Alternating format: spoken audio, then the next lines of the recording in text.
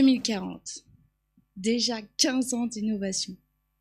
Et les routes envahies, des voitures autonomes partout.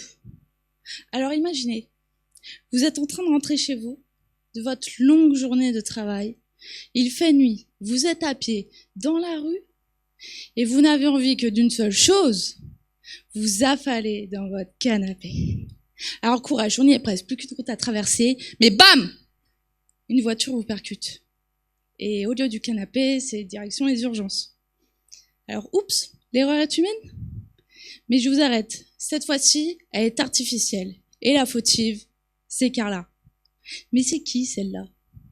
C'est une voiture autonome, dotée d'une intelligence artificielle ultra développée, elle voit tout, analyse tout, anticipe tout. Enfin, en théorie, parce qu'en pratique, elle vient de vous percuter. Mais alors pourquoi? Elle ne vous a pas vu? Impossible. Elle est équipée de caméras, radars et même de lasers. Alors elle perçoit son environnement mieux que n'importe quel humain. Le problème, ce n'est pas ce qu'elle voit, c'est ce qu'elle comprend. Vous avez jugé que vous aviez largement le temps de traverser. Et bien Carla, elle a jugé que vous ne traverserez pas. Et c'est là tout le problème.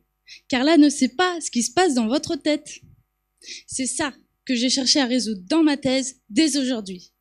Comment une intelligence artificielle peut-elle estimer le moment de traversée d'un piéton en prenant en compte sa perception du moment où la voiture le percutera?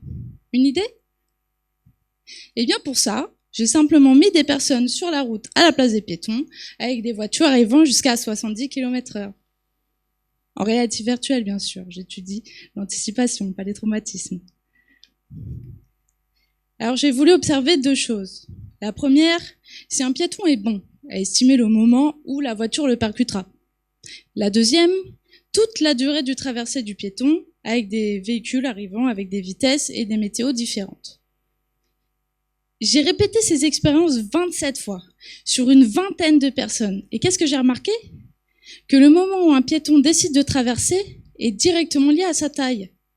Alors j'ai sorti ma casquette de geek et en codant frénétiquement comme dans les films, j'ai mis ces données dans une IA qui les a apprises par cœur pour qu'elle puisse dire à Carla la personne d'1m60 là-bas, ouais, elle va traverser dans 3-4 secondes, donc on va ralentir. Bref, en 2040, quand vous croiserez Carla sur la route, dites-lui merci, car vous arriverez sains et saufs jusque dans votre canapé. Mais d'ici là, souvenez-vous, on regarde toujours avant de traverser.